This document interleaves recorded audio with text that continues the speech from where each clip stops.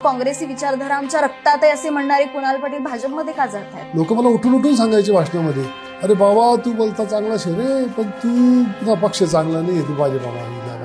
मग निर्णय घ्यायला एवढा उशीर का केला? जे काही आम्हाला नाव दिलं असेल ते काँग्रेस पक्षानेच दिले, हे आम्ही काँग्रेस पक्षाच्या नावावरती जमीन होतो. त्यामुळे त्या पक्षाला आपण अशी काही लगेच सोडचिठ्ठी देऊ शकत नाही. स्थानिक भाजपमधनं कमालीचा विरोध होत होता. 90% कार्यकर्त्यांची आज नाही, गेल्या 10 वर्षापासून इच्छा होती की कुणाल पाटलांनी भाजपा थांबवण्याचे प्रयत्न झाले तुम्हाला? मी काय असं अर्ध्या रात्री सोडून पळून जाणारा कार्यकर्ता नाही. राहुल गांधींच्या लिडरशिपवरती तुम्हाला कुठेतरी शंका आहे? राहुल गांधींना आजही वक्तृत्व त्यांच्याकडे तेवढं नसल्यामुळे राहुल गांधी लोकांपर्यंत कनेक्ट होत. संधी होती मुख्यमंत्री बनण्याची, पण ती फिसकटली. अंतर्गत राजकारण तर ते असतंच. कालपर्यंत त्यांच्या विरोधात तुम्ही निवडणुका लढलात, आज त्याच नेत्यांसोबत तुम्हाला सोबत बसायचंय. कार्यालयात गेलो की मला असं वाटतं की माझ्या घरी आलोय, हक्काचं आहे माझं. तर तसं मला भाजपात वाटेल का? संस्था अडचणीत आणल्या, सुदगिरणी अडचणीमध्ये आली म्हणून कुणाल पाटील भाजपात गेला. उद्धव ठाकरे मुख्यमंत्री म्हणून कसे होते? त्याच्या आधीच्या 5 वर्षामध्ये फडणवीस साहेब मुख्यमंत्री होते. की लहानातलं लहान आपल्या कार्यकर्त्याचं काम असेल, मुख्यमंत्र्यांकडे जायचं आणि दारी दरवाजा उघडून साहेबांकडून सही करून घ्यायची. आणि त्याच्या एक्झॅक्ट उलट उद्धव साहेबांच्या काळामध्ये झालं, कारण ऍक्सेसच नव्हता मुख्यमंत्र्यांकडे जायला. तुम्हाला भाजपमध्ये घेण्याचा कोणी प्रयत्न केला? सन्मानित.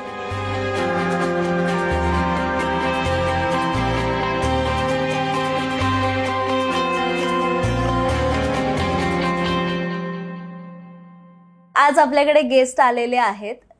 अलीकडेच उत्तर महाराष्ट्रात खानदेशमध्ये एक मोठी राजकीय घटना घडली. काँग्रेसचे पूर्वाश्रमीचे काँग्रेसचे नेते माजी आमदार कुणाल पाटील यांनी भाजपमध्ये प्रवेश घेतला. आणि ही राजकीय घटना महत्त्वाची का ठरली? गेल्या 3 पिढ्यांपासून पाटील हे घराणं उत्तर महाराष्ट्रातलं काँग्रेसमध्ये होतं. आधी सुडामन पाटील असतील, नंतर रोहिदास पाटील असतील आणि आता कुणाल पाटील असतील. आता कुणाल पाटील भाजपवासी झालेले. ते का झाले? त्यांची ही भूमिका का होती? आणि पडद्यामागे काय काय घडलं? हे सगळं राजकारण, ही सगळी राजकीय गोष्ट त्यांच्याचकडनं ऐकूया. तुमनं लगावती मा स्वागत शे.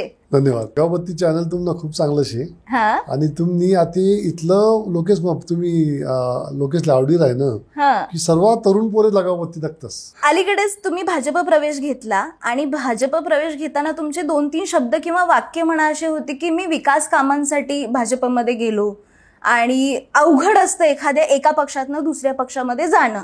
तर हे अवघड असतं म्हणजे काय? राजकीय त्या पातळीवरती काय असं फेस करावं लागतं की काँग्रेस सारखा पक्ष तुम्ही सोडला, म्हणजे काँग्रेस पक्ष किंवा काँग्रेसी विचारधारा आमच्या रक्तात आहे असे म्हणणारे कुणाल पाटील भाजपमध्ये का जात आहेत आणि का गेलेत? कॉमन माणसाला असं वाटतं ना, की तुम्ही म्हटलं की तुम्ही असं म्हणालात की मी विकासाकरता भाजपात गेलोय. जेव्हा पक्ष बदलतात ना नेते मंडळी, तेव्हा प्रत्येक जण हेच बोलतो, सेम बोलतात, मी विकासाकरता गेलोय. आणि मग ते इतकं कॉमन, त्या प्रत्येक सामान्य माणूस जो त्याचं बघत असतो तो म्हणतो की अरे हे सगळे सारखेच आहेत, हे सगळे सेमच बोलतात. पण त्याच्या मागची जी डीप भूमिका असते ना, ती समजून घेण्याकरता त्या गोष्टीमध्ये खोलात जाण्याची खरं तर गरज पडते. तुम्ही म्हटलं रक्तात आमच्या काँग्रेस आहे, ही गोष्ट खरी आहे की आमच्या अगदी लहानपणापासून मी काँग्रेसचंच वातावरण घरात बघितलंय. आता 3 पिढ्या म्हणजे अगदी 100 वर्ष झाले ना की आम्ही हेच बघतोय. आता माझं तर समजा आता मी 50 वर्षाचा आहे, पण मी जन्मापासून तेच बघतोय. पण ज्या पद्धतीने स्वातंत्र्याच्या लढ्यामध्ये आमचे आजोबा लढले, त्यानंतर ते जेलमध्ये गेले, त्यानंतर ते जवळपास 3 वर्ष तुरुंगामध्ये विनोबा भावेंबरोबर, साने गुरुजींबरोबर ते नाशिक जेलमध्ये राहिले. त्यानंतरच्या काळामध्ये त्यांनी निवडणुकीमध्ये लढले. ते काही पक्षीय राजकारणामध्ये किंवा याच्यामध्ये येतील असे शक्यता नसताना काँग्रेस पक्षाने एक चांगला कार्यकर्ता म्हणून त्यांना हेरलं आणि त्यांना निवडणुकीचं तिकीट देऊन टाकलं. त्यांना माहितीही नव्हतं की आपल्याला निवडणूक लढवायची आहे. पहिली निवडणूक 1952 ते आमदारकीची लढली, त्यानंतर MLC झाले, त्यानंतर परत 62ची खासदारकी, आणि अशा 3 सलग खासदारकीच्या निवडणुका लढल्या. म्हणून त्यानंतर मग वडिलांचा राजकीय प्रवास सुरू झाला. मी तुमच्या आजोबांकडे येईल की असं म्हटलं जात होतं की नेहरूंपेक्षाही जास्त मतं, रेकॉर्ड ब्रेक मतं घेऊन ते निवडून यायचे. तेवढी नेहरूंची क्रेज असतानाच्या त्या काळात एवढी हवा होती सुडामन पाटलांची खानदेशमध्ये. सुडामन पाटलांना खानदेशचे भुष्माचार्य म्हणून त्या ठिकाणी म्हटलं जायचं त्या काळामध्ये. मी जेव्हा लहान होतो, मला आठवतं 7वी-8वी मध्ये असेल, आणि त्या काही पेपरच्या हेडलाईन्स त्यांच्या नावाने जेव्हा यायच्या तेव्हा तसंच यायच्या. तर त्यांचं कसं होतं की अत्यंत साधी विचारसरणी, साधी राहणी, विचारसरणी आणि सर्वसामान्य माणसामध्ये अगदी मिक्स झालेले, म्हणजे कॉमन माणसाला ते आपल्याशी वाटणारं असं ते व्यक्तिमत्व होतं.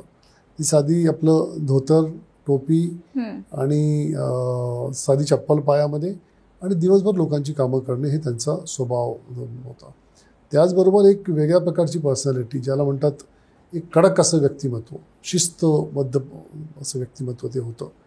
आणि त्यांनी त्यांच्या आयुष्याच्या शेवटपर्यंत ती शिस्त सोडली नाही. मी आत्ताही मागे एका इंटरव्ह्यूमध्ये सांगितलं होतं की ते सायकलीवरतीच फिरायचे. म्हणजे आमचं गाव जे होतं मोहाडीपासून धुळ्यामध्ये येताना ते सायकलने यायचे आणि सायकलीने ते संध्याकाळी परत जायचे आणि दिवसभर काँग्रेस भवनला बसून ते लोकांची कामं करणे हे त्यांचं काम होतं.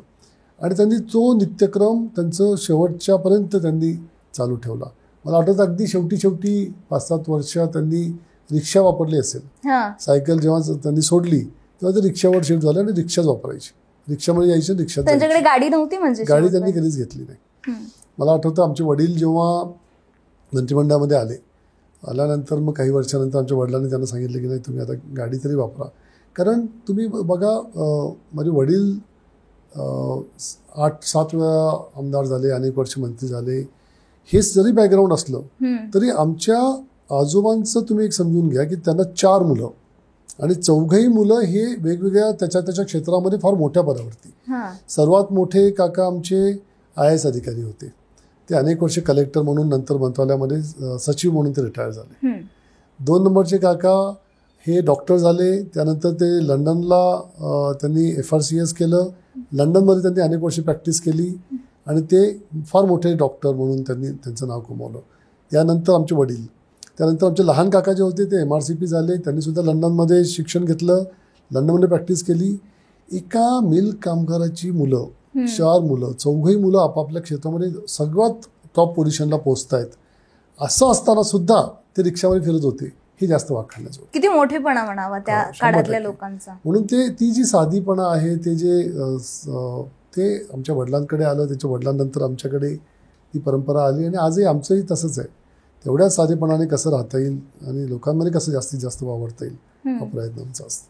आता तुमच्या वडिलांकडे येऊया. त्यांनी खूप काळ आमदारकी हे केली आणि त्यानंतर ते मंत्रिपदावरती देखील होते आणि त्यांचं कायम जे नाव होतं ते मुख्यमंत्री पदाच्या रेसमध्ये यायचं आणि असं म्हणतात की त्यांना संधी होती मुख्यमंत्री बनण्याची, पण ती फिसकटली. काय घडलेलं तेव्हा? मला वाटतं तेव्हाचा काळ असा होता की फक्त काँग्रेस पक्षच सत्तेमध्ये कायमस्वरूपी राहायचा. तेव्हा विरोधी पक्ष हा फार काही, जसे आज भाजपाची परिस्थिती आहे तशी त्या काळामध्ये काँग्रेसची परिस्थिती होती आणि विरोधी पक्ष हा फार काही स्ट्रॉंग नव्हता त्या काळामध्ये.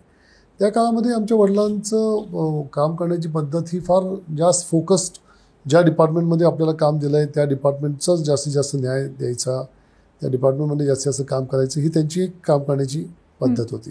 आणि हे करत असताना आपल्या भागामध्ये कसं आपल्याला विकासाचं गोष्टी ओढून नेता येतील हा सगळा त्यांचा स्वभाव. आणि हे असताना आता शेवटी अंतर्गत राजकारण तर ते असतंच. अंतर्गत राजकारणामध्ये काही गोष्टी घडल्या असतील ज्याच्यामुळे ते त्या स्तरापर्यंत पोहोचू शकले नाही.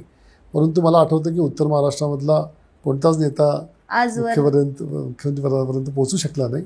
त्यालाही अनेक काही कारणं असतील आणि मला असं वाटतं मी त्याच्यात फार खोलात जाऊ नये, कारण की ते महाराष्ट्राच्या वेगवेगळ्या रिजनचं ते राजकारण बरोबर आहे. पण प्रत्येक रिजनला मुख्यमंत्री पद मिळालंय. मराठवाडा, पश्चिम महाराष्ट्र, विदर्भ, कोकणचा पट्टा, मुंबई. पण उत्तर महाराष्ट्र आणि खानदेश याच्यापासून वंचित राहिला आणि याला कुठेतरी खानदेशला हे भोगावं लागतंय का, उत्तर महाराष्ट्राला हे भोगावं लागतंय का मुख्यमंत्री पद? नक्कीच 100% मला वाटतं की त्याचा फार मोठा परिणाम उत्तर महाराष्ट्राचा जो अनुशेष आम्ही नेहमी बोलत असतो त्याच्यावरती झालेला आहे. कारण की जेव्हा एखादं नेतृत्व त्या भागाला जेव्हा मिळतं तेव्हा त्या भागामधल्या ज्या राहून गेलेल्या गोष्टी असतात, त्या सिंचनाच्या संदर्भामधल्या असतील, त्या दुसऱ्या इन्फ्रास्ट्रक्चर डेव्हलपमेंटच्या संदर्भामधल्या असतील, त्या करून घेण्याकरता त्या नेतृत्वाला ती एक संधी मिळालेली असते. ती संधी दुर्दैवाने खानदेशाला मिळू शकली नाही आणि त्यामुळे खानदेशाचा बॅकलॉग हा मोठा राहून गेला हे आम्हाला तर मान्यच केलं पाहिजे. आता तुम्ही काँग्रेसमधनं भाजपमध्ये येण्याचा निर्णय घेतला, तुम्ही गेला, तुमचा प्रवेश झाला, पण हा निर्णय तुम्ही कुटुंबासोबत डिस्कस केला होता, त्यांची काय रिॲक्शन होती की आजवर आम्ही घरात वातावरण पाहिलं काँग्रेसी विचारांचं आणि आता एकदम भाजपमध्ये तुम्ही जाणार म्हटल्यावर काय रिॲक्शन होती फॅमिलीची? नाही, फॅमिलीचं बघा, पहिलेपासून मला ही पहिल्यांदा भाजपाने बोलवलं नव्हतं. ही ऑफर काही पहिल्यांदा भाजपाची नव्हती की तुम्ही आम्हाला जॉईन व्हा. हे वारंवार माझ्या राजकीय काळात जेव्हापासून मी सुरुवात केली आहे तेव्हापासून भारतीय जनता पक्षाच्या नेत्यांना असं वाटत होतं की मी भारतीय जनता पक्षाबरोबर काम केलं पाहिजे. अगदी 2014 पासूनची ती सुरुवात झाली होती. 14, 19, 24 तिघे वेळेस. त्यामुळे कुटुंबाला ही कल्पना होती की भाजपा याला बोलवते आणि भाजपाला असं वाटतं की यांनी त्यांच्याबरोबर काम करावं. आणि कुटुंबामध्ये या विषयावरती अनेक वेळा चर्चा व्हायच्या. आता कुटुंबामध्ये काही लोकांचा त्याला विरोध होता की नाही, तुम्ही असं नाही केलं पाहिजे. पण काही माझ्या कुटुंबातल्या बाकीच्यांना वाटायचं की नाही, हे झालं पाहिजे. मला सांगू, माझ्या आईला असं वाटत होतं की मी विकासाबरोबर राहिलं पाहिजे. स्ट्रॉंगली ती माझ्या मागे उभी राहिली आणि बाकीचे तर राहिलेच, पण आई सर्वात स्ट्रॉंगली उभी राहिली. आई कायमच आपल्या पाठीशी असते, आपण काही निर्णय घेऊ द्यात, मग तो कसाही असू दे. आईने आमच्या आजोबांचं वडिलांचं राजकारण बघितलं, बरोबर आहे, त्यामुळे तिलाही राजकारणातला बराचसा कळत आहे. त्यामुळे तिने जे सांगितलं की नाही, हे करून घ्यायचं असेल आणि जे राहून गेलेली कामं करून घ्यायची असतील तर तुला प्रवाहात राहिलंच पाहिजे. कशी असते आई? म्हणजे आपली आई सगळ्यांची सारखी असते, पण एका नेत्याची आई जेव्हा राजकीय भूमिका घेण्याची वेळ येते तेव्हा आईच एक असा खंबीर एक व्यक्ती असतो जो पाठीमागे असतो. आई तशी माझी स्ट्रॉंग पर्सनॅलिटी आहे आणि ती तशी आमच्या पप्पांच्या वडिलांच्या मागे खंबीरपणे उभी राहिली अगदी राजकारणामध्ये, म्हणजे अगदीच खंबीरपणे. मला तर आठवतं, म्हणजे अगदी बोलता बोलता मला एकदम आठवलं, आमचे वडील जेव्हा जिल्हा परिषदेला उभे होते तेव्हा मला आमच्या मावशां ते सगळे सांगतात की जेवढे प्रचाराला गाड्या निघायच्या त्यांना सर्वांना डबे बांधून द्यायचे, भाकऱ्या छापून द्यायच्या, सगळं काम आई आणि त्यांच्या बहिणी करून ते सगळं करायच्या. म्हणजे अगदी तिथपासून अगदी पूर्ण सहकार्याने उभी राहिली. आणि तशीच आई माझ्या पाठीमागे पण उभी राहिली आहे. आईचं माहेर धुळ्यातलंच आहे आणि माझं मामाचं गाव पण धुळ्यामध्येच आहे. आणि त्याच्यापेक्षा महत्त्वाचं म्हणजे माझ्या आईचे वडील जिल्हा परिषदेचे 15 वर्ष अध्यक्ष होते आणि माझे मामा सुद्धा जिल्हा परिषदेचे अध्यक्ष 15 वर्ष होते. म्हणजे त्यांनी माहेरी पण तेच पाहिलंय आणि सासरी पण तेच पाहिलंय. पूर्ण त्यांनी त्यांचं लहानपण सुद्धा पूर्ण राजकीय कुटुंबातच गेलेलं आहे आईचं. त्यामुळे आईला तो वारसा अगदी रक्तातच आलेला आहे सगळ्या राजकारणाचा आणि याचा. त्यामुळे पण आई प्रत्येक माणसाला आमच्या तालुक्यामध्ये तर असं आहे की कोणी घरी आलं तर त्याला एकदम स्वागत करण्याचं काम ते आईचंच असतं आणि आई ते फार प्रेमाने सर्वांना करते. त्यामुळे कधी कधी मला असं वाटतं की आमच्या वडिलांच्या राजकारणाकरता असेल किंवा माझे आता जे राजकारण सुरू झालं याच्याकरता असेल, आई एक फार मोठा आधार आणि फार मोठी ताकद आहे.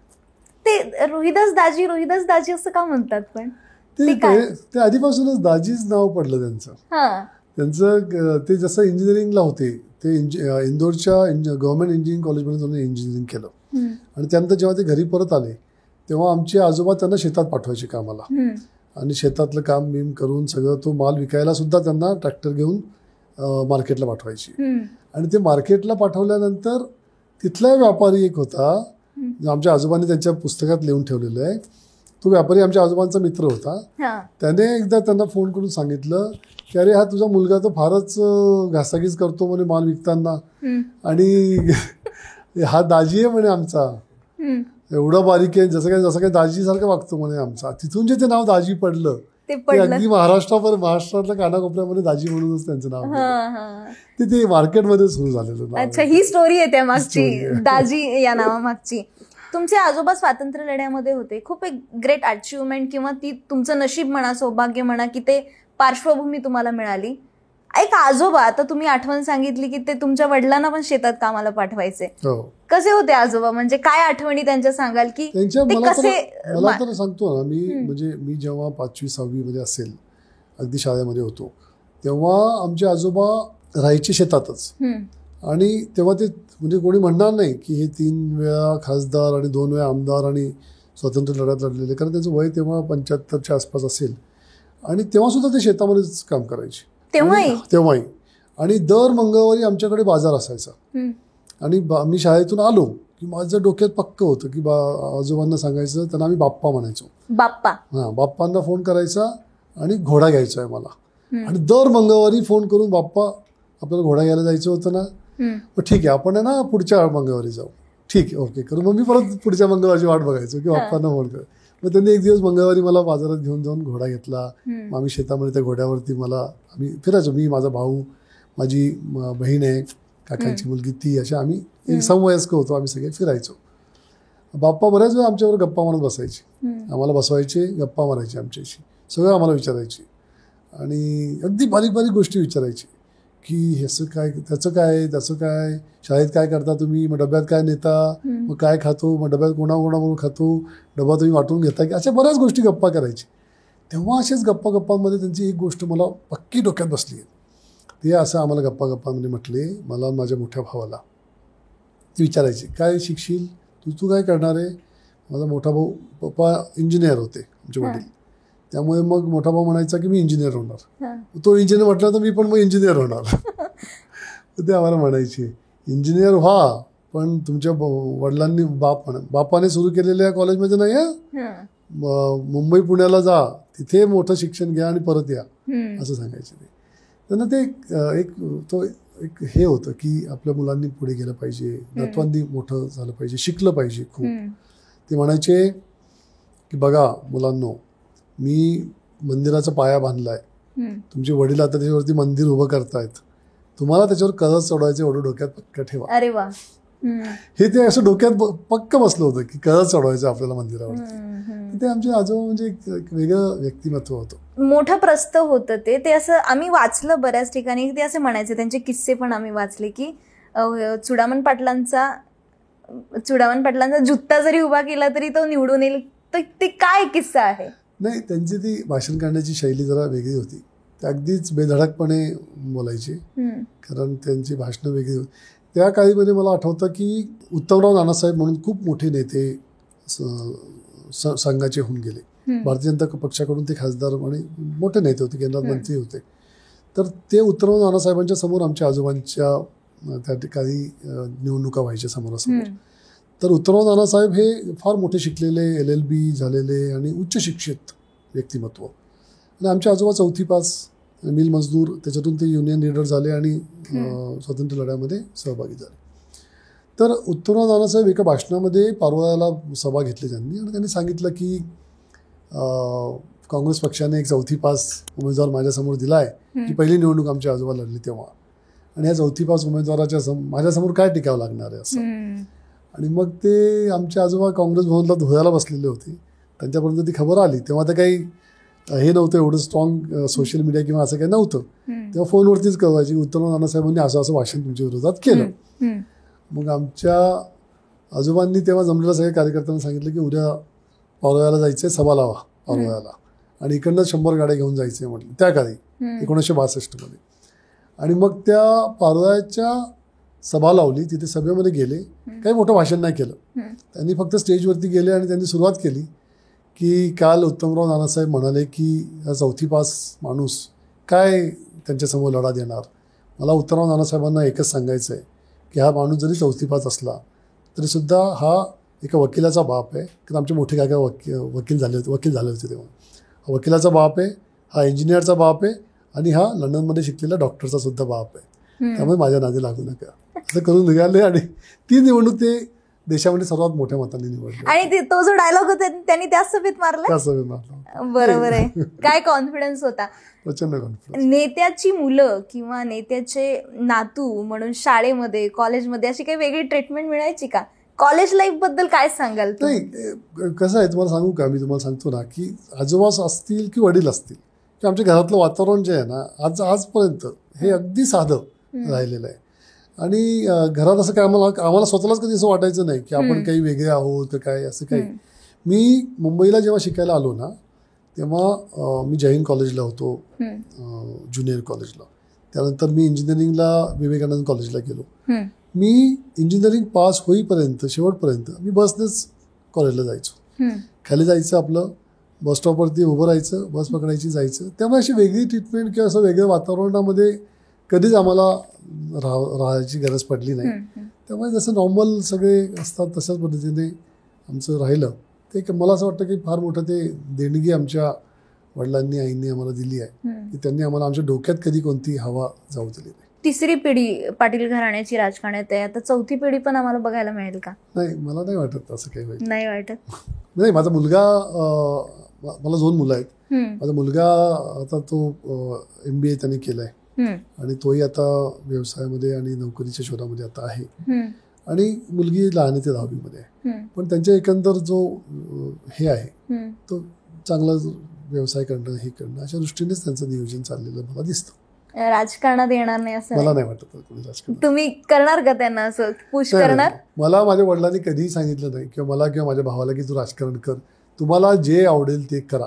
ही मुभा आम्हाला दिली होती, तीच मुभा मी माझ्या मुलांना देणार. अच्छा, आता एका पक्षातनं दुसऱ्या पक्षात जायचं म्हणजे ते असं जॉब स्विच करणं इतकं सोपं तर नाहीये ते ऑफकोर्स. पण हे करताना काय काय फेस करावं लागतं? तुमचा भाजप प्रवेश झालाय, पण याआधी स्थानिक भाजपमधनं कमालीचा विरोध होत होता.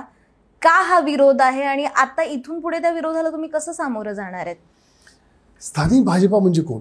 तिथले आमदार, नेते, पदाधिकारी? नाही, मला असं वाटतं स्थानिक भाजपा म्हणजे स्थानिक भाजपाचे कार्यकर्ते आणि स्थानिक भाजपावरती प्रेम करणारे, त्यांच्या विचारधारेला मानणारा जो कार्यकर्ता होता, त्यातला मी तुम्हाला सांगू 90% कार्यकर्त्यांची आज नाही, गेल्या 10 वर्षापासून इच्छा होती की कुणाल पाटलांनी भाजपात आलं पाहिजे.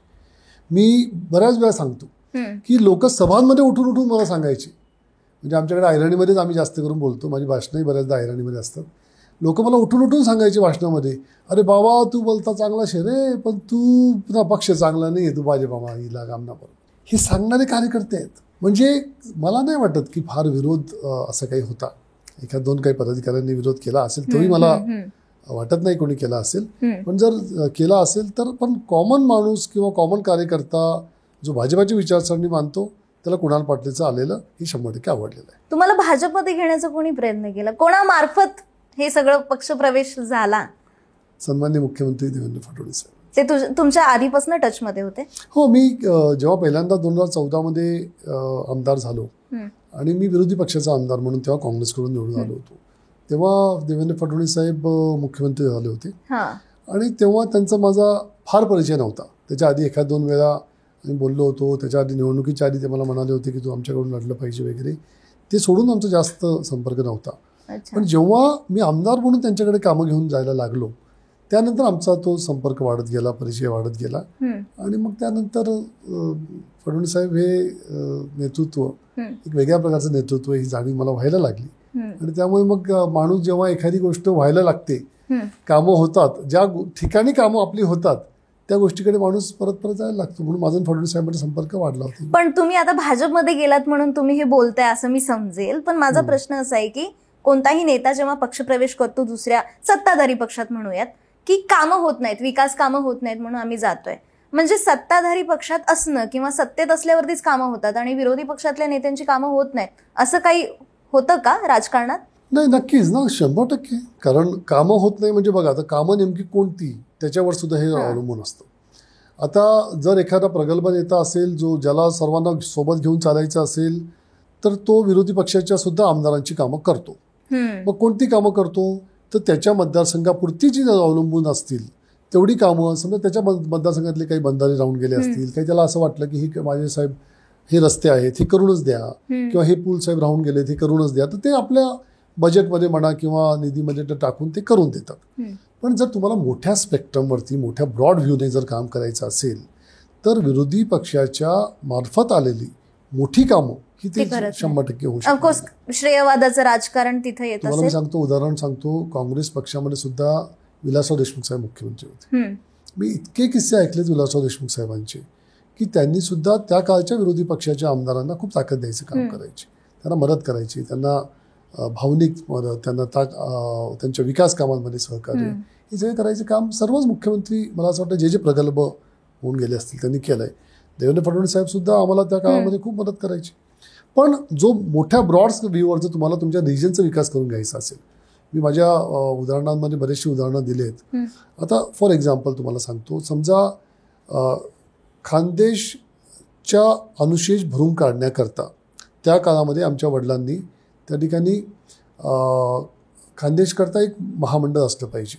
जसं आपण एक वैधानिक महामंडळ केलेलं आहे उर्वरित महाराष्ट्राकरता, तसं खानदेशाकरता खानदेश वैधानिक विकास महामंडळ असलं पाहिजे म्हणून त्यांनी विधानसभेमध्ये लढला. सर्वपक्षीय आमदारांना बरोबर घेऊन तो लढा त्या काळामध्ये ते लढले आणि त्यावेळी तो प्रस्ताव हा केंद्रापर्यंत पाठवला गेला की हा खानदेश वैधानिक विकास महामंडळ झालं पाहिजे.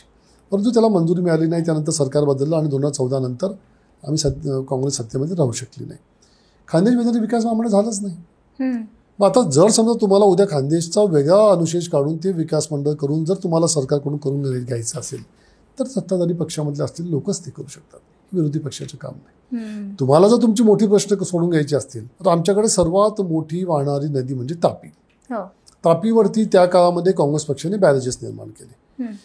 तापीचं पाणी अडवलं. तापीचं पाणी आता आमच्या काही भागांमध्ये तालुक्यांमध्ये फिरवायचं काम सुलवाडे जामफळ योजनेच्या माध्यमातून होत आहे.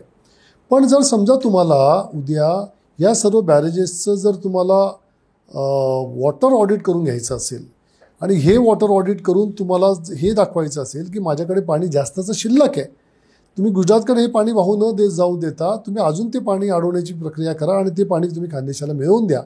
ह्या स्तरावर जर तुम्हाला काम करायचं असेल तर तुम्हाला सत्तेमध्ये राहिलं.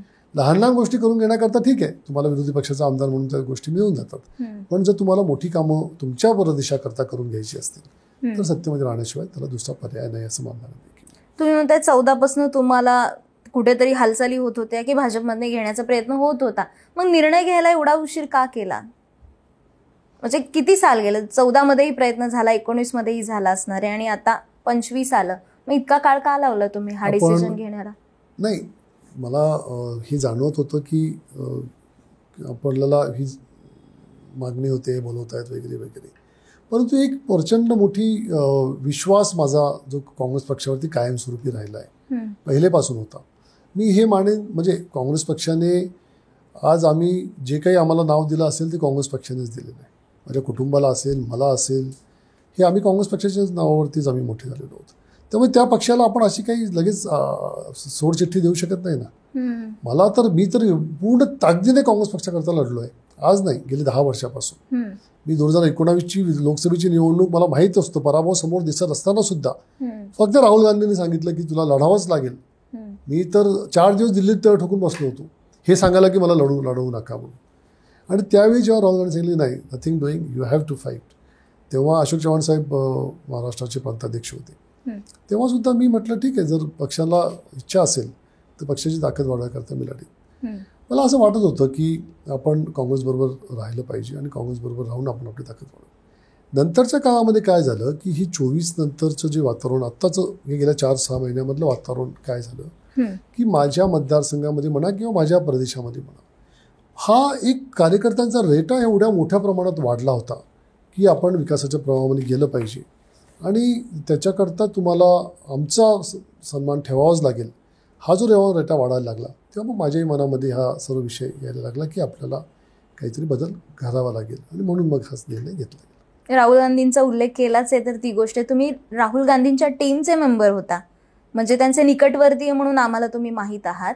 मग त्यांच्यावरती कुठंतरी तुम्हाला विश्वास नव्हता का, त्यांच्या लिडरशिपवरती? किंवा हा डिसिजन घेण्यापर्यंत तुम्ही आला, ठीक आहे एक भाग समजून घेऊया, तुम्ही विकास कामांसाठी भाजप निवडली, पण तुम्ही राहुल गांधींच्या टीम मेंबर असताना हा डिसिजन घेणं म्हणजे असं काही आहे का त्याच्यामध्ये की राहुल गांधींच्या लिडरशिपवरती तुम्हाला कुठेतरी शंका आहे? बघा, राहुलजींच्या विषयी बोलताना मी तुम्हाला एकच सांगेन की राहुल गांधी ज्या कुटुंबातून येतात ते कुटुंब या देशाकरता बलिदान दिलेलं कुटुंब आहे. आणि त्यांनी म्हणजे अगदी इंदिराजींपासून तर राजीवजींपासून सगळंच ते आपल्याला सर्व इतिहास सांगायची आवश्यकता नाही. पण त्यांच्यामध्ये एक इंटेन्शन फार क्लीन आहे की त्यांना ह्या देशाकरता काहीतरी करायचं आहे. त्यांना वाटतं, त्यांनाही तेवढंच प्रेम आहे जेवढं तुम्हाला मला आपल्या देशावरती प्रेम आहे. परंतु ते सर्व करण्याकरता जी एक प्रॉपर टीम निर्माण करावी लागते आणि ज्या पद्धतीने हे सर्व घडवून आणावं लागतं ते करण्याकरता काँग्रेसमध्ये पूर्वी एक सिस्टीम असायची, एक टीम असायची. दुर्दैवाने ती टीम आता अस्तित्वात राहिलेली. बरोबर आहे, राहुल गांधींच्या टीमचे मेंबर एक एक करणं सुटायला लागले, खूप सुटलेले आहेत. आणि त्यामुळे मग तसं एक नियोजनबद्ध पद्धतीने संपूर्ण देशामध्ये काम होत नाही आहे. आणि दुसरा एक प्रश्न मला मी बोललं पाहिजे की नाही माहीत नाही, पण मला बोललं पाहिजे. राहुल गांधींना आजही वक्तृत्व त्यांच्याकडे तेवढं नसल्यामुळे आज सुद्धा राहुल गांधी हे त्यांच्या मनामध्ये असलेले विषय, त्यांना वाटत असलेल्या भावना हे फार चांगल्या प्रभावीपणे मांडू शकत नाहीयेत. आणि मला असं वाटतं की तो सुद्धा एक थोडासा दुर्दैवाचा भाग आहे आणि त्यामुळे राहुल गांधी लोकांपर्यंत कनेक्ट होत नाही. मग ही मधल्या काळात जी त्यांनी यात्रा काढली, पायी यात्रा फिरले, ते भारत जोडो यात्रा काढली, मग त्या दरम्यान जो एक इन्फ्लुएन्स किंवा एक प्रभाव त्यांनी निर्माण केला होता आणि त्या प्रत्येक वर्गापर्यंत ते पोहोचत होते. सो मग याचं फलित मिळालं नाही काँग्रेसला असं वाटतं तुम्हाला? नाही, काही प्रमाणात मिळालं ना. राहुल गांधींची प्रतिमा त्या यात्रेनंतर खूप चेंज झाली. म्हणजे आधीची राहुल गांधी आणि भारत जोडो नंतरची राहुल गांधी याच्यामध्ये जर तुम्ही म्हणजे सर्वसामान्य माणसाला विचारलं तर त्यांच्या प्रतिमेमध्ये फार आमूलाग्र बदल झालाय.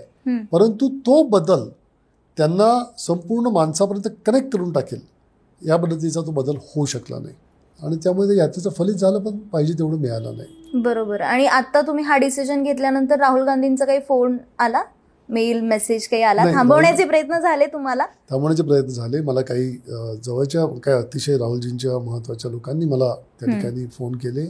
काही आमच्या राज्यातल्या सुद्धा काही प्रमुख नेते मंडळींनी माझ्याशी चर्चा केली, मनमोकळेपणाने चर्चा झाली. हे बघा, मी काय असं अर्ध्या रात्री सोडून पळून जाणारा कार्यकर्ता नाही. मी वैचारिक ठेवण असलेला, बैठक असलेला माणूस आहे आणि त्यामुळे मी त्यांना माझे मुद्दे अतिशय व्यवस्थितपणे समजावून सांगितले की मला कशा कारणाने हा बदल करण्याची इच्छा होते आणि त्यामुळे ते सुद्धा फार काही त्याला विरोध करू शकले नाही. त्यामुळे अगदी चर्चा करून हा निर्णय केला गेला. बरोबर. आता उत्तर महाराष्ट्रातनं कुणाल पाटील भाजपमध्ये गेले म्हटल्यावरती खानदेशमध्ये उत्तर महाराष्ट्रात उरली सुरली काँग्रेसही संपली असं आता म्हणायला हरकत नाही. आणि हे तुमचं जे संघटन आहे, तुम्ही सगळं घेऊन ते भाजपमध्ये जाणार. ऑफकोर्स भाजपचा तो राजकीय फायदा म्हणावा लागेल, पण ह्याला कारक असलेली प्रदेश काँग्रेस कुठेतरी कारणीभूत ठरली आहे का? पहिले तर तुम्हाला मी सांगतो, काँग्रेस 100% संपली आणि कुणाल पाटील गेला म्हणून काँग्रेस संपली असं होत नाही. उत्तर महाराष्ट्रातली, खानदेशमधली अजिबात होत नाही. 100% काँग्रेसच्या विचारसरणीचे लोक हे काँग्रेसचे कार्यकर्ते तिथे असतीलच. आज सुद्धा काँग्रेसचा प्रत्येक गावामध्ये, प्रत्येक तालुक्यामध्ये कार्यकर्ता आहे आणि ती लोक ही विचारांनी काँग्रेसची बांधलेली आहेत, जसे आम्ही विचारांनी बांधलेलो होतो तशी.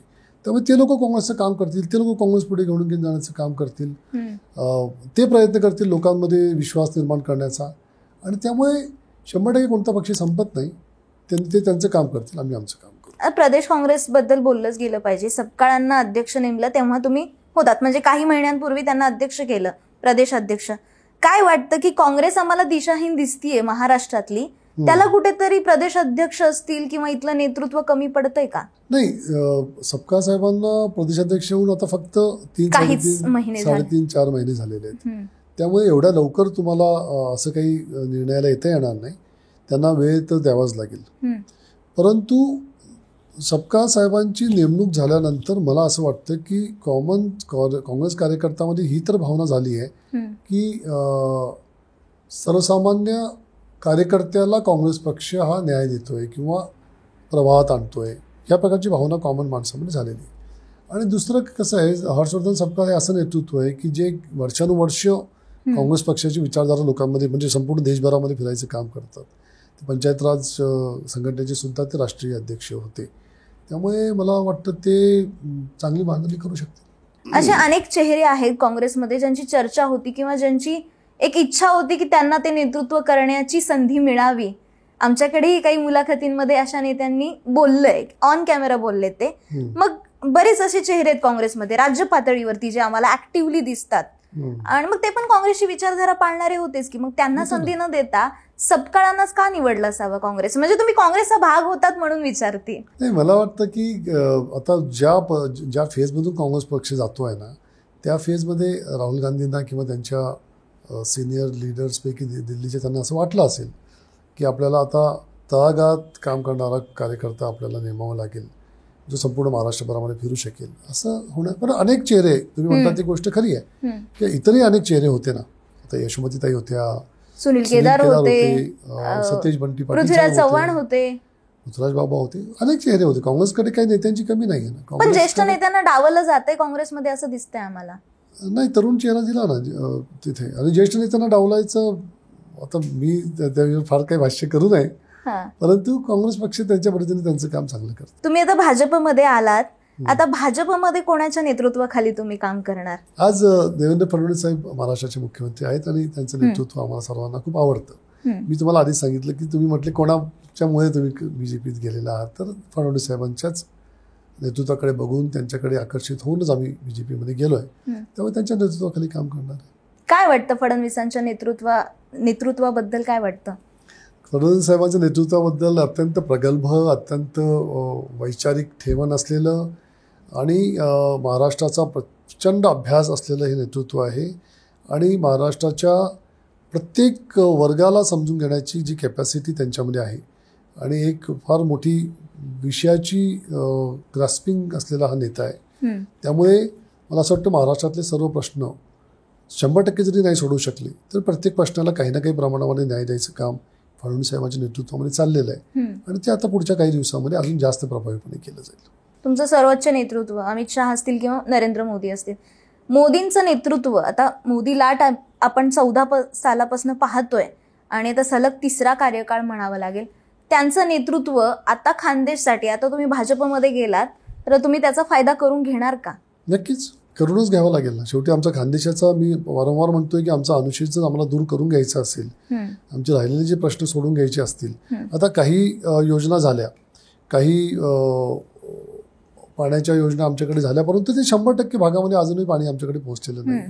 ते 100% भागामध्ये कसं पोहोचून घेता येईल तो प्रयत्न आम्हाला करावा लागेल. येणाऱ्या काळामध्ये अजून इन्फ्रास्ट्रक्चरच्या डेव्हलपमेंट्स कसं करता येतील ते आम्हाला करावं लागेल. दिल्लीची केंद्राची मदत घेऊन दिल्ली मुंबई इंडस्ट्रियल कॉरिडॉर जो आमच्याकडे नोड मंजूर झाला होता 2014 पृथ्वीराज चव्हाण साहेबांच्या मुख्यमंत्रीपदाच्या काळामध्ये, आमच्या वडिलांनी तो नोड मंजूर करून सुद्धा आणला होता, पण त्याचं काम अजून सुरू झालेलं नाही. आम्हाला केंद्रीय नेतृत्वाच्या मागे लागून फडणवीस साहेबांची मदत घेऊन त्या ठिकाणी तो एक नोड आम्हाला मंजूर करून घेऊन आमच्याकडे इंडस्ट्रियलायझेशन अजून जास्त चांगल्या प्रकारे कसं वाढू शकेल त्याचा आम्हाला प्रयत्न करावा लागेल. त्यामुळे एकंदर ह्या सर्व केंद्र असेल किंवा राज्य असेल या दोघंही सरकारांचा नेतृत्वाची मदत घेऊन आमच्या भागामध्ये आम्हाला विकास करण्याची आवश्यकता आहे. तुमच्या भागातले भाजपचा मोठा चेहरा म्हणजे गिरीश महाजन सध्याच्या काळात. आता तुम्हाला महाजनांचं नेतृत्व स्वीकारावं लागेल भाजपमध्ये गेल्यामुळं, त्याची मनाची तयारी तुम्ही केली आहे? बिलकुल बिलकुल 100%. कसं पाहता तुम्ही महाजनांच्या नेतृत्वाकडे खानदेश आणि उत्तर महाराष्ट्राच्या या मर्यादेत पाहिलं तर, या चौकटीत पाहिलं तर? नाही, फक्त गिरीश महाजन साहेबच नाही तर तिथे आमच्याकडे आता आमचे पालकमंत्री जयकुमार रावल साहेब आहेत, त्यानंतर इतरही मंत्री आहेत. तुम्ही बघाल तर तिकडे जळगावमध्ये अजून इतर मंत्रीसुद्धा भारतीय जनता पक्षाचं काम करतात. नंदुरबारमध्ये विजयकुमार गावित साहेब आहेत. आमच्या खानदेशामध्ये एक मोठं नाव अमरीशभाई पटेल जे आज भाजपाचे मोठे नेते आहेत. या सर्वांच्याच बरोबर एकत्रपणे चांगला डायलॉग करून त्यांच्यावर कोऑर्डिनेशन करून आम्हाला हे सर्व काम पुढे न्यावं लागेल. त्यामुळे तुम्हाला अशी कुठेतरी एक जी मनामध्ये तुम्हाला वाटत असेल की कसं आम्ही ॲक्सेप्ट करू किंवा कसं, फार मोठ्या विचारांच्या आणि मनाचा विचार करून आम्ही भाजपामध्ये गेलेलो आहोत.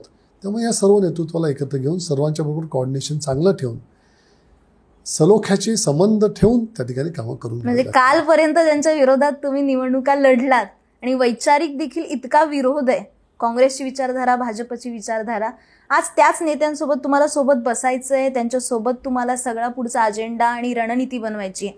पण किती झालं तरी फरक असतो ना. तुम्ही लहानपणापासून ते काँग्रेसचे विचार, ते संस्कार किंवा रक्तात काँग्रेस आहे असं म्हणणं आणि आता एकदमच भाजपमध्ये जाणं, हा एक ड्रास्टिक चेंज आयुष्यात आला. विचारधारा तर एकच आहे ना की कॉमन माणसापर्यंत आपल्या योजना सगळ्या ज्या सरकारच्या असतात त्या पोहोचवणं. आता तुम्ही मला सांगा की आमच्या काळामध्ये जेव्हा आम्ही वारंवार मी माझ्या भाषणामध्ये सांगायचो की इंदिरा आवास योजना याच्या माध्यमातून आम्ही आमच्या गोरगरीब माणसांना घरं भरपूर काँग्रेस पक्षाने त्या काळी दिली. आता प्रधानमंत्री आवास योजना आहे. प्रधानमंत्री आवास योजनेच्या माध्यमातून आज गावागावामध्ये जे लोकांकडे आज घरं नाही त्यांना बेघरं देऊन, त्यांना घरं देऊन, त्यांना प्रस्थापित, त्यांना व्यवस्थितपणे त्यांचं चांगलं आयुष्य जगण्याचं काम करतोय.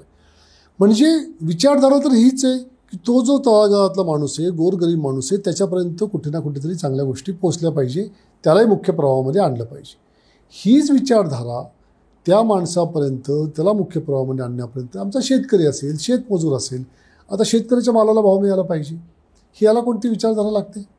शेतकऱ्याच्या मालाला भाव मिळण्याकरता जे काम करावं लागेल ते करावंच लागणार आहे. आज त्या शेतमजूर आमचा जो आहे त्या शेतमजुराला न्याय मिळाला पाहिजे, त्या आमच्या महिला वर्ग जो काम करतोय, आमच्या अंगणवाडी सेविका आहेत, आमच्या आशा वर्कर्स आहेत, यांना सुद्धा चांगलं जीवन जगण्याचा अधिकार आहे. तो जीवन जगण्याकरता सरकारमार्फत त्यांच्यापर्यंत आपल्याला काम पर्यंत नेलं पाहिजे. याच्याकरता कोणती विचारधारा लागते? ती एकच विचारधारा आहे. त्यामुळे कॉमन माणसापर्यंत हा सर्व प्रवाह विकासाचा त्याच्यापर्यंत नेणं हीच एक विचारधारा मुख्यमंत्री घेऊन काम करतोय. पण कुठे पण तो हिंदुत्ववादाचा एक टच येतोच. तिथं तुम्हाला ती भूमिका बदलून त्या पक्षाशी सुसंगत असे विचार आता इथून पुढे भाषणात मांडावे लागतील. तिथं अडचण येणार आहे. बघा, मी तुम्हाला सांगू का, मी हिंदुत्ववाद म्हणजे काय, आता शेवटी मी पण वारंवार मी पण देवपूजा करणारा माणूस आहे. मी पण मंदिरामध्ये जातो. अनेक मोठ्या पूजा माझ्या घरामध्ये घातल्या जातात. त्यामुळे आपण हिंदू नाही असं तर अजिबात नाही. राहिला विषय हिंदुत्ववादाचा. परवा जेव्हा ते अधिवेशन होतं, गडकरी साहेबांचं भाषण मी शांतपणे ऐकत होतो. त्या राज्याच्या अधिवेशनामध्ये गडकरी साहेब म्हणाले की सेक्युलरिझम शब्दाचा अर्थ जर आपण डिक्शनरीमध्ये बघितला तर ते होतो धर्मनिरपेक्षता. आणि दुसरा खरा अर्थ त्यांनी आम्हाला त्या ठिकाणी त्या भाषणात समजावून सांगितला, तो सर्वधर्म समभाव. आता धर्मनिरपेक्षता आणि सर्वधर्म समभाव याच्यामधलं आपल्याला गल्लत करून चालणार नाही. जर भारतीय जनता पक्ष ही सर्व धर्म समभावाची भूमिका घेऊन जर पुढे जाणार असेल तर कुणाल पाटील सारख्या कार्यकर्त्याला त्या विचारामध्ये जाताना आनंद वाटतो आणि मला वाटतं की मी या पद्धतीने काम करू शकेन. भाजपमध्ये येताना इथल्या नेतृत्वाने किंवा नेत्यांनी काही अशा अटी, शर्ती, नियम, निकष असे काही सांगितले होते? नाही. आता तुम्ही भाजपमध्ये येणार आहेत, तुम्ही असं बोललं पाहिजे पक्षाच्या बाजूने किंवा विचारांच्या बाजूने. ही एक वैचारिक बैठक तुमची काँग्रेसची होती, पण आता भाजपमध्ये आलात म्हटल्यावरती सगळंच बदललं. असं अजिबात कोणी मला काही सांगितलेलं नाहीये की तुला हे बोललं नाही पाहिजे, ते बोललं नाही पाहिजे, असं अजिबात नाहीये. मनमोकळेपणाने काम करायला पूर्णपणे वाव जसा मला काँग्रेस पक्षामध्ये होता तोच वाव मला भारतीय जनता पक्षामध्ये असणार आहे असं मला माहीत आहे. मी सुरुवातीला जेव्हा प्रवेश करायच्या आधी मी म्हणायचो की अरे हे मी काँग्रेसच्या कार्यालयात गेलो की मला असं वाटतं की माझ्या घरी आलो आहे, माझं घर आहे, म्हणजे काय आता लहानपणापासून येतोय, हक्काचं आहे माझं. तर तसं मला भाजपात वाटेल का असं मी माझ्या काही जवळच्या मित्रांना विचारायचो.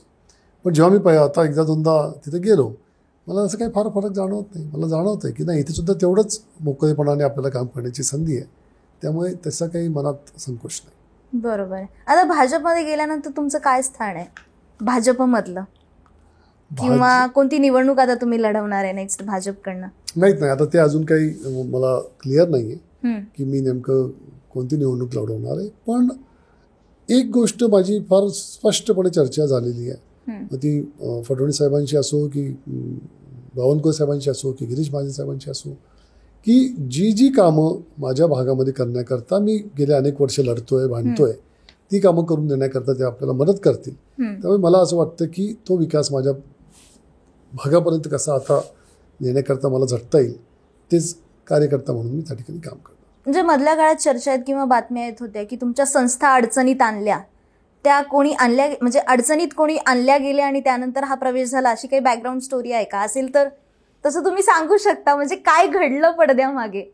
नाही, तर संस्थांचं म्हणजे आम्ही काय फार मोठे संस्थानिक नाही आहेत. पण ज्याही काही संस्था आहेत त्या अडचणीत आल्याच मोठं होत्या. काम करतो आम्ही. काही शैक्षणिक संस्थांचं, काही सहकाराचं जाळं आमच्या वडिलांनी त्या काळामध्ये उभं केलं होतं.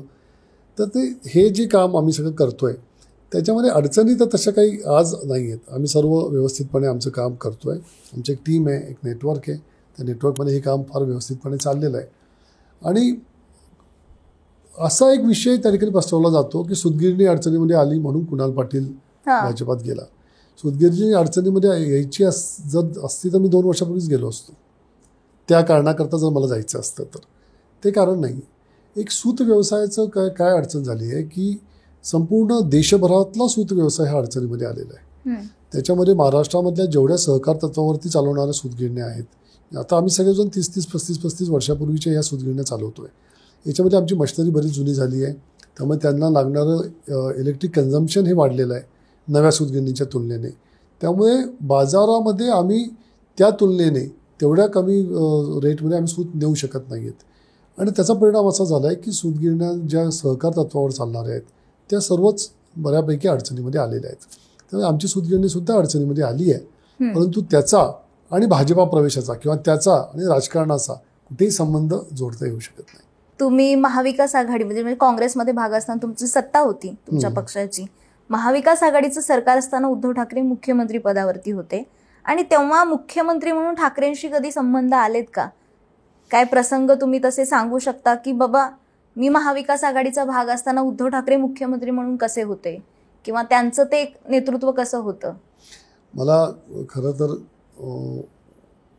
टीकात्मक पद्धतीने या विषयाकडे नाही बघायचं आहे, परंतु 2.5 वर्ष मी जेव्हा आमदार असताना उद्धव ठाकरे साहेब तेव्हा मुख्यमंत्री होते, तेव्हा उद्धव साहेबांना भेटण्याकरता अनेक वेळा आम्ही वेळ मागितली, मी असेल किंवा माझे सहकारी आमदार असतील, परंतु दुर्दैवाने तशी वेळच आम्हाला मिळाली नाही कधी भेटायची.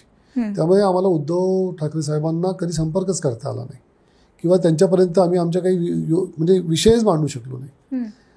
तर त्यात बरेचशी कारणं असतील. त्यात तेव्हा कोविड पण आला होता, 1-1.5 वर्ष कोविडमध्ये गेला. त्यानंतर उद्धव साहेबांची तब्येत पण बरीच खालावलेली होती, त्यांच्या काही सर्जरीज पण त्या काळामध्ये झाल्या होत्या. त्यामुळे असं आम्हाला त्यांच्या कार्यालयाकडून सांगितलं जायचं की तुम्ही मुख्यमंत्री महोदयांना जास्त भेटण्याचा प्रयत्न करू नका. आणि आम्हाला काय झालं होतं, त्याच्या आधीच्या 5 वर्षामध्ये फडणवीस साहेब मुख्यमंत्री होते आणि सरळ फडणवीस साहेबांकडे कोणतेही अगदी लहानातलं लहान आपल्या कार्यकर्त्याचं काम असेल तर मुख्यमंत्र्यांकडे जायचं आणि डायरेक्ट दरवाजा उघडून साहेबांकडून सही करून घ्यायची, अशी सवय पडली होती आम्हाला आमदारांना. आणि त्याच्या एक्झॅक्ट उलटं उद्धव साहेबांच्या काळामध्ये झालं, कारण ॲक्सेसच नव्हता मुख्यमंत्र्यांकडे जायला. त्यामुळे उद्धव साहेबांचा आमचा कधी जास्त संपर्क येऊ शकला नाही. म्हणजे एकत्र असून सुद्धा एका आघाडीत सुद्धा आम्ही येऊ शकतो. आम्ही विरोधी पक्षामध्ये असताना देवेंद्र फडणवीस साहेबांकडे अगदी अर्ध्या रात्री जाऊ शकत होतो आणि आम्ही सत्तेमध्ये असताना सुद्धा आम्ही उद्धव साहेबांकडे. हा ऍक्सेसचा इश्यू इतका का आहे की म्हणजे शिवसेनेचे 2 भाग झाले आणि तेव्हा प्रत्येक बंडखोर आमदाराने किंवा एकनाथ शिंदेच्या गटाने टीका केली की ऍक्सेस नाहीये, आम्हाला मातोश्रीपर्यंत पोहोचता येत नाही, ठाकरेंशी भेटता येत नाही. बाळासाहेब ठाकरेंच्याही काळात होता असं काही नेते म्हणतात आणि उद्धव ठाकरेंच्या काळातही ते होतं. मग त्यांना हे कोणी सांगत नसेल का की काँग्रेस पक्षातले नेते असतील मोठे किंवा राष्ट्रवादीचे शरद पवार असतील की बाबा तुमच्या या ऍक्सेस न मिळण्यामुळे इतकं सगळं काही घडतंय, असं काही घडत नाही का नेत्यांच्या या टीम मध्ये? सांगणारे तर भरपूर असतात. आता चुका जेव्हा एखाद्या नेतृत्वाकडून किंवा एखाद्या पक्षाकडून असं होतात, मला असं वाटतं ते कल्चर ते वर्षानुवर्षे चालत आलेलं कल्चर असतं. आज काँग्रेस पक्ष बऱ्याच गोष्टी चुका करताय, त्या चुका सांगण्याचा प्रयत्न सुद्धा बरेच लोक त्यांना करतात. काही जे राजकारणात नाही आहेत बिगर राजकारणी लोक सुद्धा करतात, पण ते दुरुस्त्या होताना दिसत नाही, कारण की ते कल्चरचा भाग असतो. ते कल्चर तसंच चालत आलेलं आहे आणि ते कल्चर बदलत नाही आणि त्यामुळे तसाच काहीतरी परिणाम. पण त्याच्यामुळे नुकसान होते ना त्या कल्चरमुळे. नुकसान होतं ऑब्व्हियसली, त्यांना पण हे लक्षात आलंच असेल. हो, मग काही गोष्टी ह्या जेव्हा तुम्हाला कळतं की आपलं नुकसान होतंय तेव्हा माणसाला बदलावं लागतं आणि बदल हा सृष्टीचा नियम आहे. त्यामुळे कुणाल पाटलांनी सुद्धा बदल केलाय. आता पुन्हा त्याच प्रश्नाकडे वळते मी की ठाकरे महाविकास आघाडीचा भाग आहेत. काँग्रेस आधी नको म्हणत होती, पण नंतर त्यांना महाविकास आघाडीत तुम्हाला जावं लागलं होतं. ठाकरेंमुळे काँग्रेसला नुकसान झालं असं वाटतंय विधानसभा निवडणुकीत? अल्पसंख्याक वर्गाची पूर्ण मतदार ठाकरेंकडे गेला, मुंबईच्या स्पेशली मुंबई भागामध्ये. तसं जर मग आपण विचार केला तर मग लोकसभेला तर खूप चांगलं वातावरण झालं होतं. लोकसभेला महाविकास आघाडीचा परफॉर्मन्स इतका जोरात होता, तिघही पक्ष अगदी हातात हात धरून लढले म्हणून तो फायदा झाला. आणि हे सगळं जडतडच्या गोष्टी आहेत. आता म्हणून आपण असं म्हणू शकत नाही की विधानसभेला काँग्रेसला नुकसान झालं की ठाकरेंना नुकसान झालं की राष्ट्रवादीला नुकसान झालं, असं नाही म्हणता येणार. एकंदर तो जो कॉम्बिनेशन असतं. पण काँग्रेसला ओव्हर कॉन्फिडन्स नडला हे तुम्ही नक्की सांगा. काँग्रेसला म्हणा किंवा पूर्ण महाविकास आघाडीला तेव्हा पूर्ण भयंकर ओव्हर कॉन्फिडन्समध्ये पूर्ण लोकसभेनंतर गेले होते आणि सर्वच नेत्यांना असं वाटायला लागलं होतं की सरकार तर आपलं 100% येत आहे.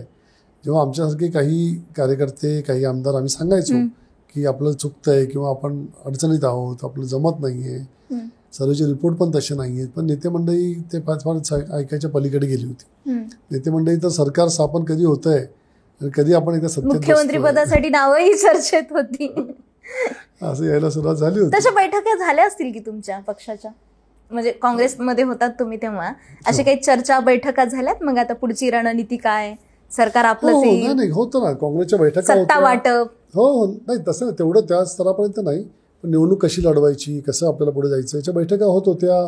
मी काँग्रेसचा कार्याध्यक्ष म्हणून मी त्या ठिकाणी कोर कमिटीचाच एक भाग होतो, त्यामुळे मी सुद्धा त्याच्यामध्ये फार डीपली इन्व्हॉल्व होतो. मला आठवतं की ज्या काँग्रेस पक्षाच्या निवडणुकीच्या आधी 2-3 महिन्याआधी जी बैठक झाली त्यामध्ये अतिशय निवडणुकीच्या दृष्टीने खूप चांगली सकारात्मक चर्चा झाली, नियोजन खूप चांगल्या प्रकारे केलं गेलं. पण ॲक्च्युअल जेव्हा फील्डवरती निवडणूक लढलो आम्ही तेव्हा ते नियोजन कुठेच मला दिसलं नाही.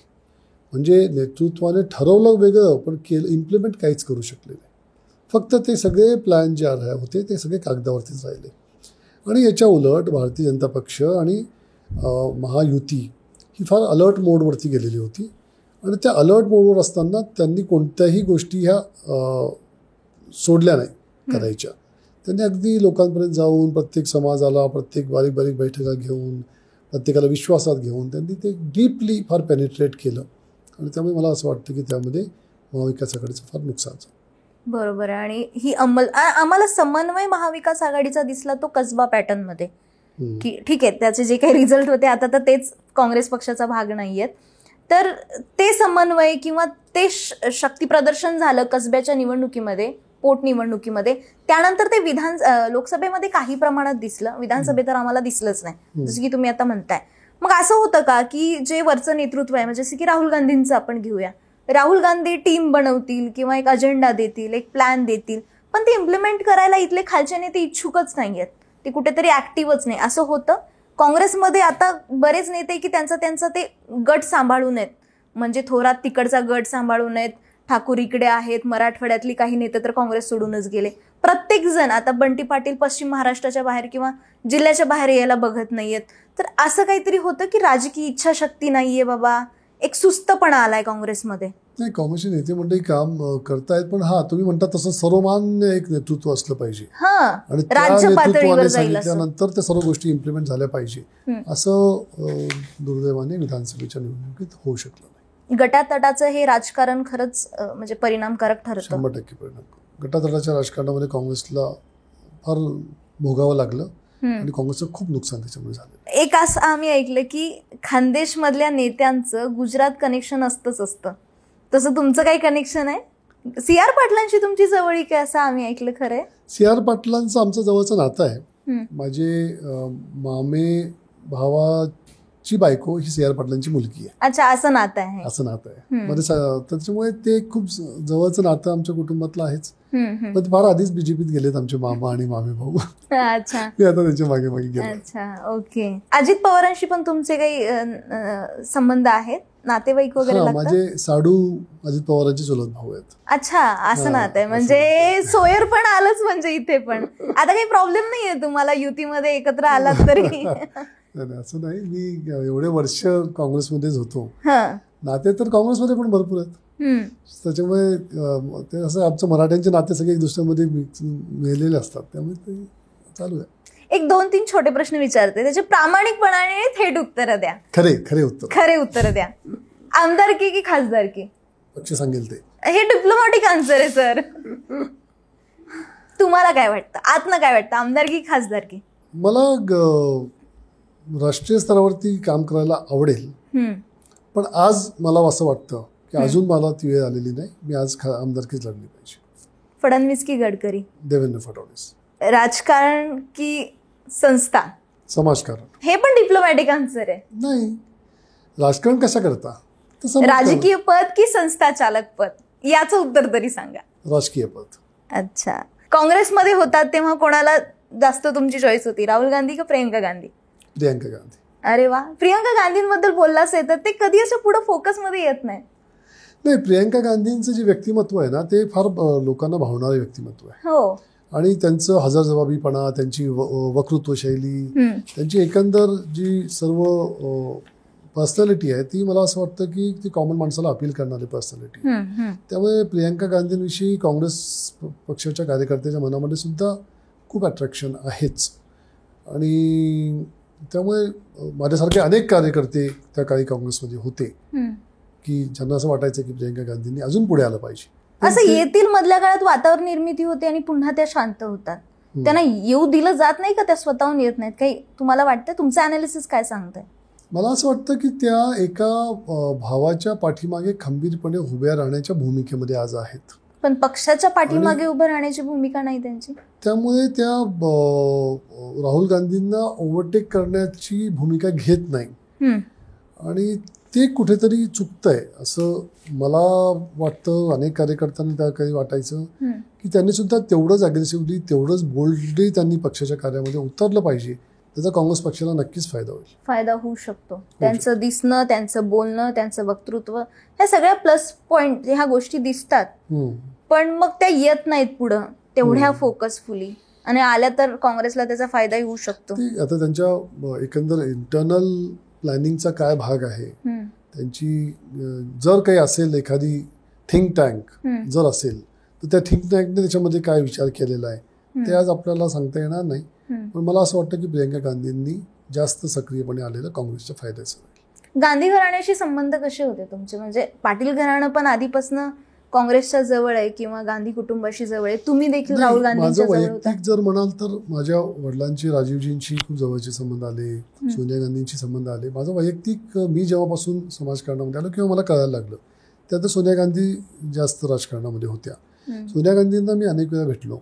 सोनिया गांधी यांच्याविषयी माझं एक खूप वॉर्म पर्सनॅलिटी, अशी एक माझी त्यांच्याविषयीची इमेज आहे. कारण त्यांना भेटल्यानंतर तुम्हाला खूप चांगलं वाटतं.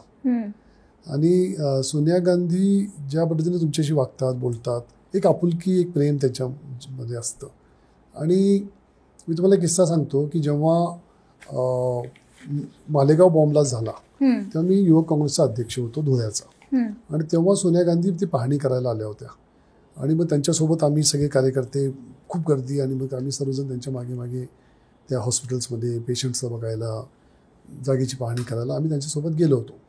तेव्हा सोनिया गांधी जेव्हा परत गेल्या दिल्लीला, आणि तेव्हा दिल्लीला परत जाताना जेव्हा त्या हेलिकॉप्टरमध्ये बसत होत्या तेव्हा आम्ही सगळेजण लांब उभे होतो. तेव्हा मला हात करून बोलवलं. आम्ही सगळे कार्यकर्ते, युवक काँग्रेसचे 5-25 जण परत त्यांच्यासोबत कडे गेलो. तेव्हा त्यांनी आम्हाला सांगितलं की देखो, ध्यान रखना कि सब वातावरण अच्छा रहना चाहिए और सब समाज में प्यार कैसा बढ़े, इसी का प्रयत्न तुम सब बच्चे लोग मिलके करना. आणि असं म्हणून त्या गेल्या. तर त्या इतक्या त्या प्रेमाने सांगून गेल्या की आम्हाला सगळ्यांना वाटलं की आता ही आपली जबाबदारी आहे की ह्या सर्व दोन्ही समाजांमध्ये प्रेम निर्माण राहिलं पाहिजे, ही आपली जबाबदारी आहे, आपल्याला सांगून गेल्या. इतकं त्यांचं ते छान वागणं होतं. मला, मी आमदार झाल्यानंतर पहिल्यांदा माझ्या कुटुंबाला घेऊन सोनिया गांधींना भेटायला गेलो होतो. तेव्हा सुद्धा खूप छान त्या प्रेमाने, अगदी माझ्या मुलांशी, बायकोशी. आणि मग ते म्हणाला की तुम्ही गांधी मेमोरियलला जाऊन भेट देऊन या, तिथे बघा, मुलांना दाखवा. आणि अगदी आपुलकी, प्रेम जे मला जाणवलं ते नंतरच्या पिढीमध्ये जाणवलं नाही. अच्छा, काही सजेशन्स द्याल? भले तुम्ही आता काँग्रेस पक्षाचा भाग नाहीयेत, पण काँग्रेस पक्षाला नेतृत्वाला राहुल गांधींना नाही, मी काँग्रेस पक्षाला आता जाता जाता काहीतरी डोस देऊन तर जाऊ शकता. नाही, मी राहुल गांधींना किंवा काँग्रेस पक्षाच्या नेतृत्वाला किंवा काँग्रेस पक्षाला सजेशन देण्या इतका, शिकवण्या इतका मी मोठा कार्यकर्ता नाहीये. पण कार्यकर्तेच दाखवून देतात की काय चुकतंय. मी त्याच्या चुका जर दाखवून दिला तर मग मी ती बीजेपी बरोबर बेईमानी होईल. आज त्याच्या चुका दाखवायची वेळ नाही, आता उलट त्यांच्या अजून चुका कराव्या. कारण मी जेव्हापर्यंत राहिलो काँग्रेस बरोबर तेव्हापर्यंत मी एकनिष्ठ राहिलो. अगदी मागच्या आठवड्यापर्यंत, मी प्रवेश घ्यायच्या एक आठवडा आधी मी बऱ्हाणपूरला काँग्रेस पक्षाचा निरीक्षक म्हणून मध्य प्रदेशामध्ये जाऊन आलो. आणि बऱ्हाणपूरच्या जिल्हाध्यक्ष नेमण्याच्या प्रक्रियेमध्ये पूर्ण वेळ 3 दिवस कठोर परिश्रम घेऊन मी इंटरव्ह्यूज कंडक्ट केले. आणि त्यानंतर मग ही सर्व घडामोडी घडल्या. त्या मिनिटापर्यंत मी 100% काँग्रेस पक्षाशी एकनिष्ठ होतो. ज्या दिवशी मी प्रवेश केला भारतीय जनता पक्षामध्ये, त्यानंतर पुढे कायमस्वरूपी भारतीय जनता पक्षाबरोबर एकनिष्ठ राहील. त्यामुळे काँग्रेसला काय आता सजेशन देऊन ठीक आहे, हरकत नाही. आता तुम्ही भाजपमध्ये आहात, आधी काँग्रेसमध्ये होतात, पण या बियॉन्ड जाऊन आजोबा आणि वडील सोडूनही कोणते असे लीडर आवडतात तुम्हाला राजकारणातले? मला काँग्रेसमध्ये असताना, म्हणजे माझ्या कॉलेज जीवनामध्ये विलासराव देशमुख साहेब तेव्हा मुख्यमंत्री होते. अच्छा. त्यांचं आमच्या वडिलांचं अजिबात जमायचं नाही, पण ते आवडायचे तुम्हाला? पण मला विलासराव देशमुख साहेब खूप आवडायचे. त्यांचं नेतृत्व मला खूप आवडायचं. एकदम प्रगल्भ आणि खूप छान असं नेतृत्व ते होतं, सगळ्यांना सोबत घेऊन चालणारे. आणि असं, आणि मला वाटतं ना की जी आता देवेंद्र फडणवीस साहेबांची जी पद्धत आहे तशीच पद्धती विलासरावांची होती. अच्छा. किंवा त्याच्याकडे थोडी जास्त ते विलासराव ते विरोधकांना आपलंसं करून घ्यायचे. असं जर समजा धुळ्याला आले आणि एअरपोर्टला काही झेंडे घेऊन जर शिवसेनेचे कार्यकर्ते उभे आहेत, विलासरावजी असं हळूच हसत त्यांच्याकडे जायच्या आधी त्यांच्याशी बसून गप्पा मारायची आणि मग त्यांना बरोबर घेऊन मग पुढच्या कार्यक्रमाला. म्हणजे प्रेमाचं राजकारण, एकदम प्रेमाचं राजकारण. तुमचे राहुल गांधी म्हणायचे मोहब्बत की दुकान, ते ऑलरेडी विलासराव देशमुखांनी सुरू केलेला प्रोजेक्ट होता. आणि विलासरावांची कार्य करायची पद्धत खूप चांगली, खूप सुंदर होती. तुमच्या वडिलांचं त्यांचं का नाही जमायचं? मला असं वाटतं त्यांचे राजकीय मतभेद असतील, एका पक्षात राहून ते थोडंसं काही गटाचं राजकारण असेल, पण आणि पद्धत ही खूप वेगळी होती. आमच्या वडिलांचं काम करण्याची पद्धत ही खूप सिन्सिअर, खूप स्ट्रिक्ट आणि खूपच म्हणजे ज्या विषयावरती आपण आहोत त्या विषयाला पूर्ण न्याय देऊन, आता रात्री 12-1 वाजेपर्यंत ते मंत्रालयामध्ये असायचे जेव्हा मंत्री होते तेव्हा, आणि पूर्ण लोकांना भेटून एकेका माणसाचा प्रश्न. मला तर आजही मी कुठल्याही तालुक्यात गेलो तर एवढे लोक भेटतात की आम्हाला रोहिदास पाटलांनी इतकी मदत केली, रोहिदासदाजींनी इतकी मदत केली. आजही मंत्रालयामध्ये कुठेही गेलो तर मला कमीत कमी त्या काळामध्ये त्यांनी 2-2.5 हजार फ्लॅट्स, जेव्हा ते महसूल राज्यमंत्री होते, शंकरराव चव्हाण साहेब त्यांचे नेते होते, त्यांनी त्यांना अधिकार दिले होते, तेव्हा 2-2.5 हजार फ्लॅट्स त्यांनी त्या 10% कोट्यामधून वाटले होते. आणि आज सुद्धा मला अनेक कर्मचारी मंत्रालयामध्ये भेटतात की अरे दाजींनी मला फ्लॅट दिलाय साहेब, आणि दाजी साहेबांनी इतका प्रेमाने फ्लॅट दिला, कधी आमच्याकडून कधी अपेक्षा केली नाही काहीच. अशी खूप लोक मला भेटतात ना. बऱ्याच लोकांना जेव्हा सहकार्य केलं, कृषी खात्यामध्ये असताना त्यांनी खूप चांगल्या कृषीच्या योजना राबवल्या.